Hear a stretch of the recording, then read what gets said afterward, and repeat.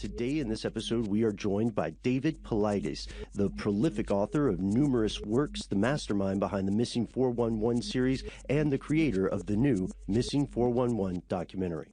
Welcome to the show, David. Hey, thanks a million, guys. I appreciate being here. So I guess the first things first, if we want to file it under that category, for everybody listening out there, could you tell us a little bit more about the Missing 411 phenomenon, which began as a book series? Is that correct?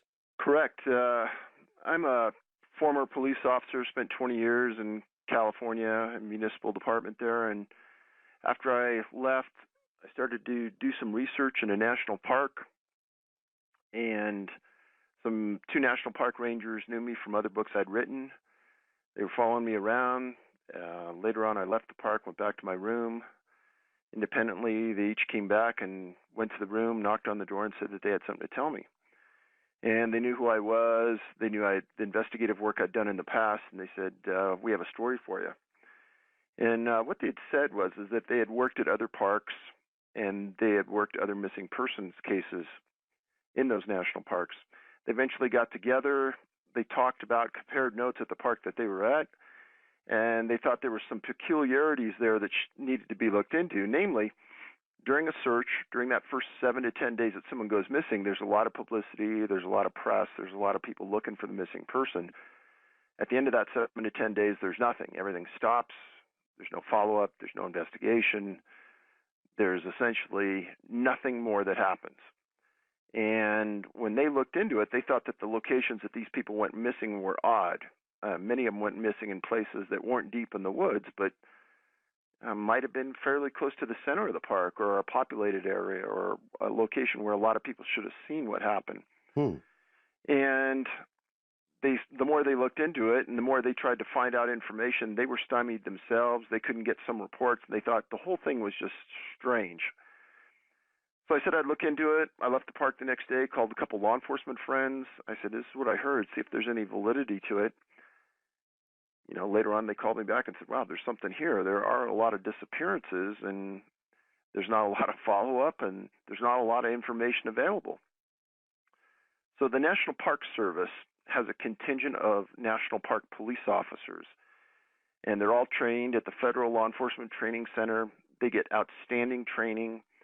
It's a big department, and we knew that if we filed a series of Freedom of Information Act requests against the National Park Police, this could be a jump-off point for our investigation into these missing people.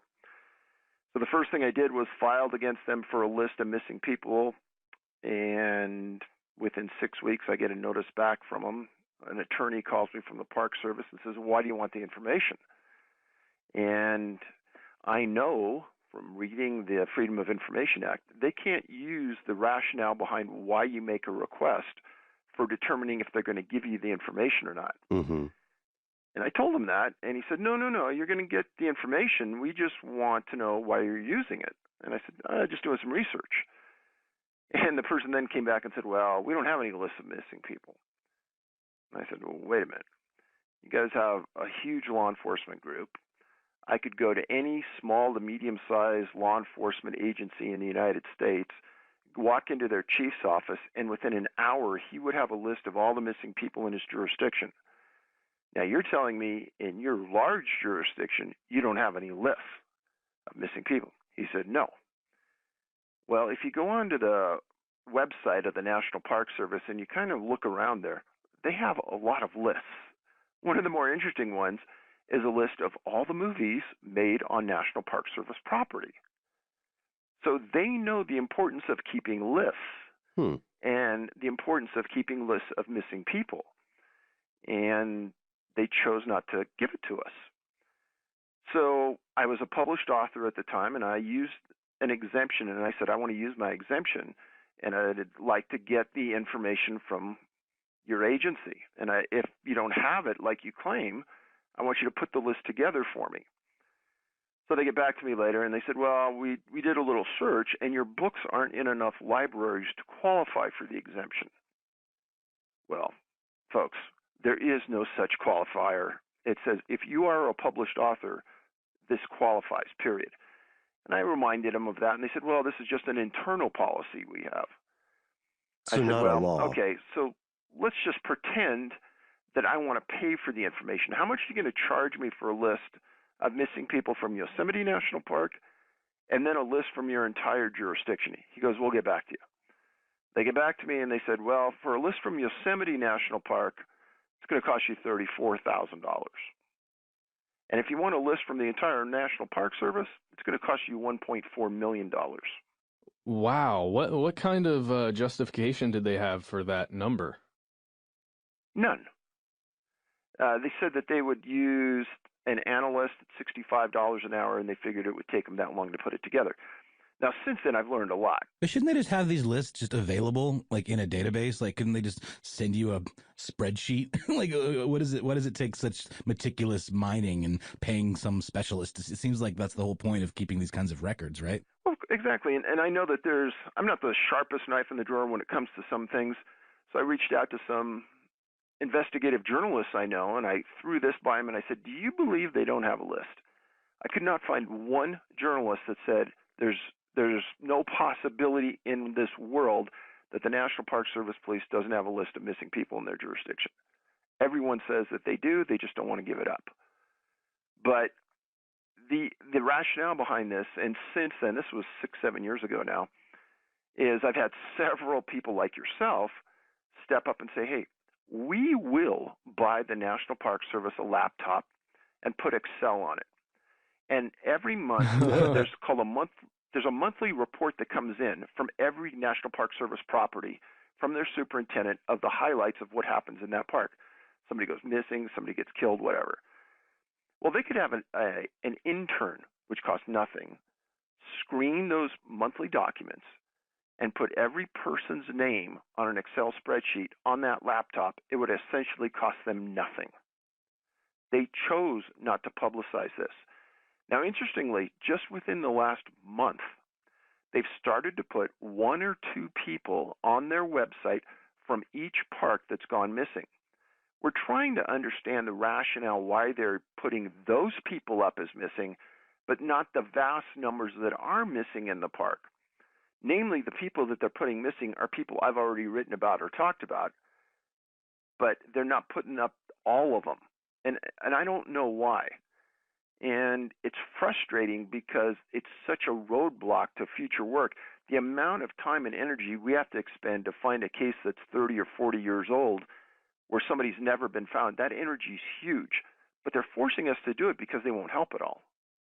And this investigation, just for everyone in the audience, when we're talking about investigating a specific case of a missing person, this doesn't just involve reading newspapers of the time. This also involves heavy research into the staff of the park at the time, the rangers that would be there, any local law enforcement. This can include family interviews. This is a exhaustive process. Not to mention any kind of search and rescue efforts that are deployed as depicted in your film, which I'd like to go into maybe a couple of the cases that are in the film.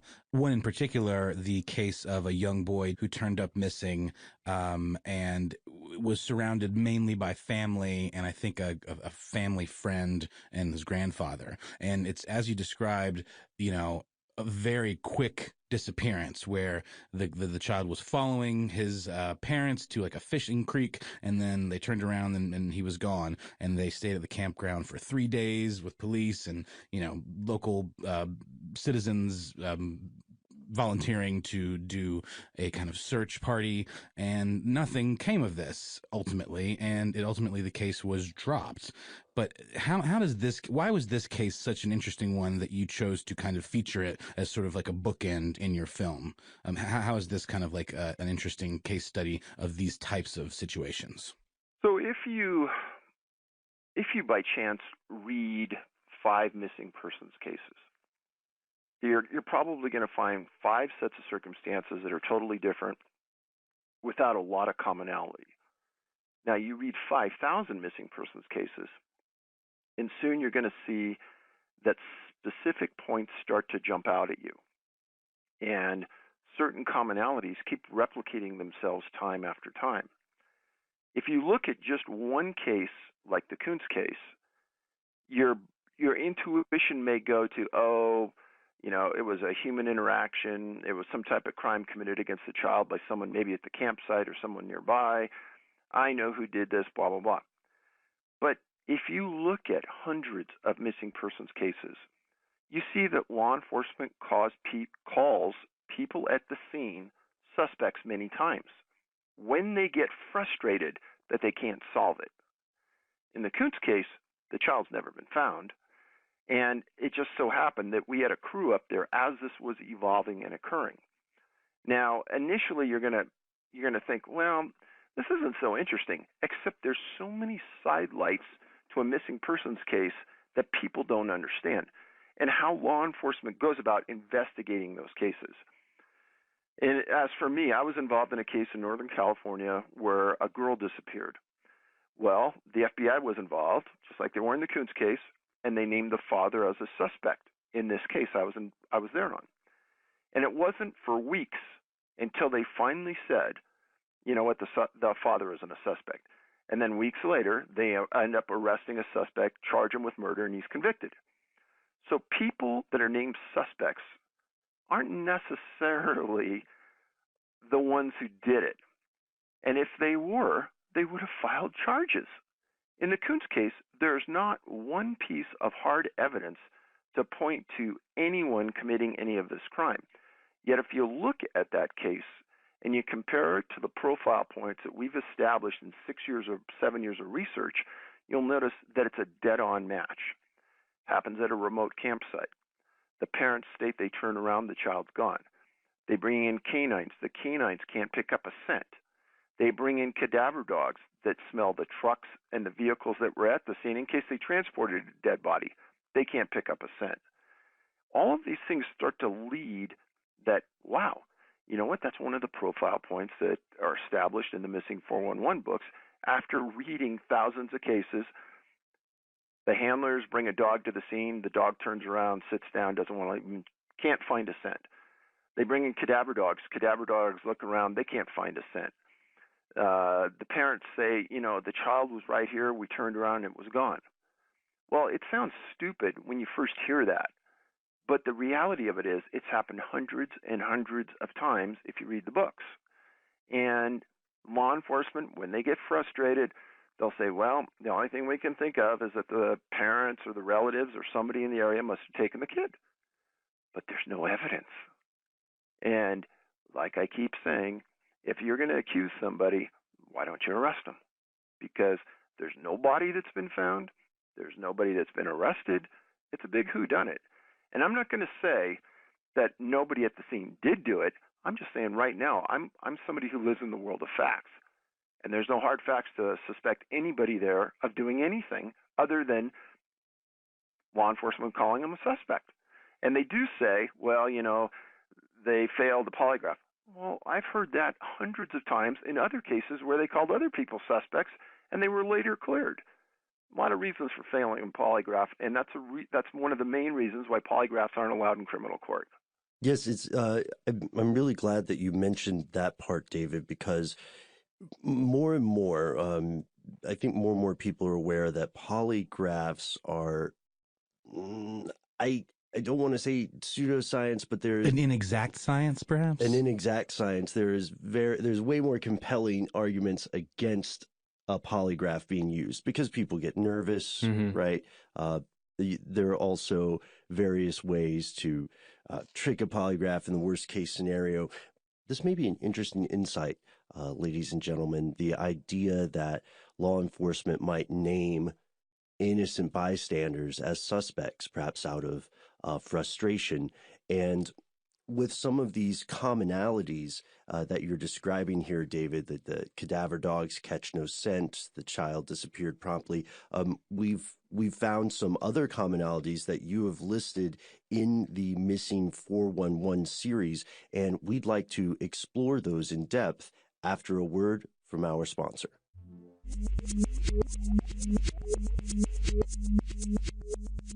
And we've returned. Before the break, we talked a little bit about the additional commonalities that can be found or profile points here And in Missing America 411, North America and Beyond, David, we have a couple of commonalities here that I wanted to spend some time asking you about. One thing that really stuck out, both in our interview today and when we had spoken a little bit earlier, was that when children specifically, when children have disappeared in various cases, they are found in these incredible places, or their bodies are recovered in places that are extremely anomalous. Could you tell us a little bit about this factor, this phenomenon? Sure. First of all, one of the things that I think the audience needs to understand is the vetting factor that we use before we'll even include a case in any of the books or in any of the studies. One of the first things is that if there's any evidence of human intervention, an abduction, any criminal activity, we won't use it. If they're for adult or child, if it's a voluntary disappearance, meaning mental health is at stake, we won't use it. If there's any evidence of animal predation, animal attack, killing, dragging away, anything like that, we won't use the case. So what we're left with is a series of whodunits. And in 99% of the cases, or more, maybe 99.5%, there's never even a suspect named in the case. The Kuntz case was one of those weird cases where we happened to be there while it was happening and we filmed it. Now, there's another case in the film where a 2-year-old child's walking along a mountain trail, supposedly being watched by some friends of the family. He gets out of their sight. He disappears. 4 years later, the remains are found 550 feet above the trail. Now, myself and a film crew went up there and essentially had to do it on our hands and knees. We probably should have had ropes, it was so steep, to get to the location where those remains were found. Now, when I give a speech in front of a conference, I ask people in the audience, I say, so how many of you are parents? And I ask them, if your child at 2 years old was left in the woods and you walked away, what do you think that child would do? And some of the parents say, well, if at 2 years old that child would have played in the dirt and probably gone to sleep right there. Or maybe they would have walked downhill 50, 100 yards, found something interesting, sat down, played, and gone to sleep. Then I ask them, well, how many would have walked uphill? And, hardly anybody ever raises their hand. They say, no, my child, there's no way would walk uphill and exert energy. And then I put a table up that's in one of my books that shows many, many cases where small children are found at phenomenal heights from where they were last seen. And when those children are found, there's no evidence of any animal attack, any human attack. They're just found there deceased. Many times at autopsy, they can't even determine the cause of death, which is unusual. There's also a table I show phenomenal distances that small children take. And also in the movie, there's a case where a 2-year-old disappears in this rural area, and 19 hours later, they're found 12 miles away over 2 mountain ranges, barely alive. And the person, when interviewed at a small age, of course, they don't remember anything. Now, the reason these are important is it's easy for us as adults to understand that small children covering phenomenal distances is highly unusual. Small children going up in phenomenal heights is highly unusual and probably it probably can't occur. So how do they get there? Well, these incidents occur in areas where there aren't other people. It's not like somebody could have taken the kid and done this, or carried them, or forcibly abducted them. These are in areas that are really remote when these things occur. And there's no evidence. Remember, there's no dogs that can track this, because that's the most common profile point. Canines can't track the victim. Or professional trackers that are brought in find no tracks leaving that scene. So how does the victim get from point to point? That's the commonality that nobody can understand. And that's probably one of the most concerning points that I get from readers is, how does this happen? And where does this information come from? It comes from search and rescue reports, law enforcement reports, missing person reports, interviews with families, interviews with law enforcement people or search and rescue people. And that's where most of the information gets gleaned from. Dave, in one of the cases that you had just mentioned where the child was carried up to a height that you guys had to travel, use ropes to travel to, in the film, it mentions that, or at least the law enforcement that was interviewed, they seem to mention that they believed it was an animal attack. When you're going through and researching these cases, because you guys don't look at cases that are definitely animal attacks, so it sounds like law enforcement is trying to make pieces fit to solve a case. Great point, guys. Great point. So initially, when we looked at this case, exactly correct. The press reports, the interviews the sheriff gave said, oh, yeah, it was a mountain lion attack. So initially, we kind of stepped back and looked at that, and then we started to dig deeper. Well, the victim's dad wasn't at the scene and always thought that this was unusual. Well, at the press conference on this event, search and rescue people that had gone up there and recovered the remains had told the father that they found the pants of the child turned inside out at the scene. Yet at the press conference, the sheriff told him, hey, put the pants right side out and let's show him. And when the dad asked the sheriff why he did that, he walked away from the father. So the dad takes all the evidence and all the reports and presents it to multiple mountain lion experts and said, hey, what's your opinion about what happened to my son?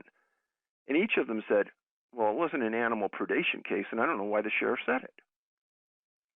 And on all of the clothing that was found, there was no blood on any of the clothing.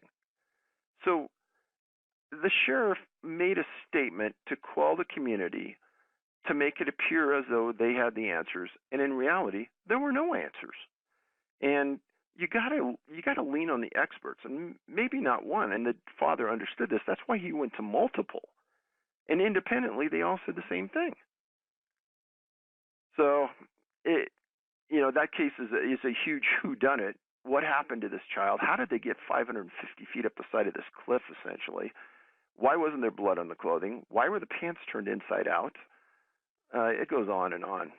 Was that the case where they also found like a single tooth? Yep, they found a single tooth on top of a log at about 9,500 feet in elevation, horrendous winters, blazing gales, snow up to 10 feet in that area. How did a tooth get on top of a log and was sitting there? It's also like there's a crime scene photo in the film, and it literally is just sitting there. There's no blood. It looks completely clean.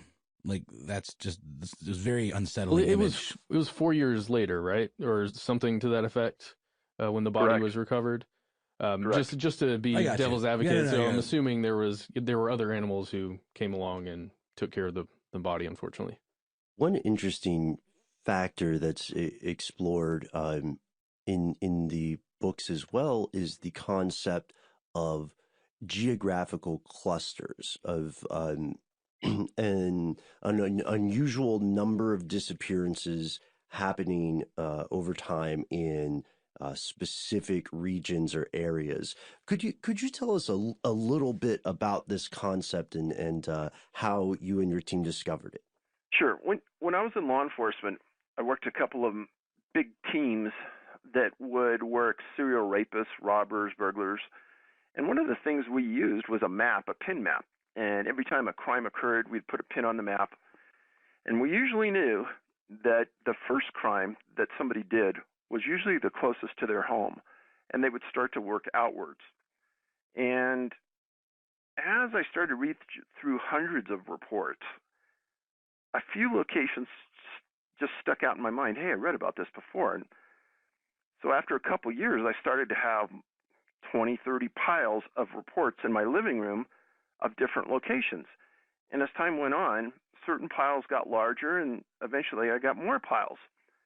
Now, I don't like to say this as a concept because I don't deal in concept and theories. Two things you won't find in any of my books is any theories about what's happening or any possible suspects as to what did this. Mm-hmm. I lay out a series of facts. And facts are the most important thing you're going to read about. And in a lot of books, you're going to hear a lot of wild theories and conjecture. I don't lay that out. I let you come to whatever decision you want to come to. Even though the facts that you read are highly strange, there are factually 59 geographical clusters of missing people in North America that fit the profile points that we laid out. And the biggest cluster of missing people in the world is Yosemite National Park. Now, some people may say, well, yeah, but, that probably has the most visitors. Well, yeah, but if you look at the circumstances that we've laid out for these missing people, I don't care if it's downtown Paris or downtown New York, that's strange. That a lot of these people have never been found, even though they disappeared in an area where they should have been found.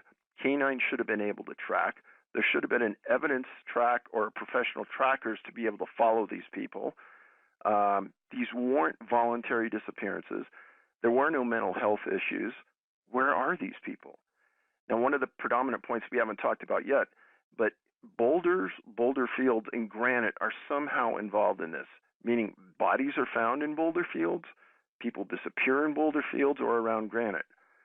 And that's another one of those points that came out after reading hundreds and hundreds. Well, where's probably the biggest boulder field and granite location in the world other than Yosemite? And I know that's strange, but when you look at the surrounding area and how many people have disappeared in and around Yosemite, coupled with other locations in the world that also have these boulder fields or granite, it starts to look odd. Now, if we go back to the Kuntz case, 200 feet from where Dior disappeared is a giant boulder field. And we show it in the film. And it's one of those subtle notes that if you follow the books, you're going to say, oh, yeah, that's right. There is that giant boulder field that no one wants to discuss right above where he disappeared. Now, he hasn't been found, and I don't know the relationship that could exist there, but it's there. You mentioned in the film another commonality that we haven't discussed yet, that many of these folks who disappeared had some sort of physical disability. Can you go into that a little bit? Sure. A lot of times it's not something that's evident. The person isn't limping down the trail, but a lot of times the victim may have autism or dementia. And again, it's not something obvious. And you would say, well, yeah, maybe somebody with autism or dementia, that seems a reasonable way to disappear. They didn't have all their mental capabilities and they vanished. Again, sticking with those profile points, why can't we track those people down to where they're located? Where did they go? How come they're not found? It doesn't make sense. Now, on the opposite side of that intellectual spectrum, I've also written about people with phenomenal intellectual capabilities that have vanished. One of those subtypes is physicists. There's a series of physicists that have disappeared under strange circumstances and never been found. One of them disappeared in the mountains above Los Angeles, was taking a hike with some people. On the trail, he didn't feel too well. He stopped, and the person at the back of the line stopped as well with him, and he didn't feel good. So these two guys sat there, and the guide at the back of the line said, well, I'm going to wait a couple seconds. You can go ahead. And this physicist was visiting from Germany, and he took off down the trail, and eventually the guide got back to the lodge, and the physicist wasn't at the lodge. Huge search of the entire area for weeks. The German physicist was never found. And this is another of the subgroups is Germans or people with German heritage seem to disappear at a higher percentage than the norm. But German physicists disappear at a much higher percentage than anyone else in the U.S. And it's a very, very unusual subgroup. I would say unusual for sure. Oh gosh, see, my mind just reels, and I want to start asking you about reasons. Like, why would a bunch of physicists go missing? I so badly want to get into some of the allegations and concepts that have been floated to us over the years about these kind of things. Well, I'll tell you that. So there's been 6 missing 411 books, about 2,500 pages written. And I've said this many times in interviews, but if you listen to every interview I've ever done, you're probably going to glean maybe 3 to 5% of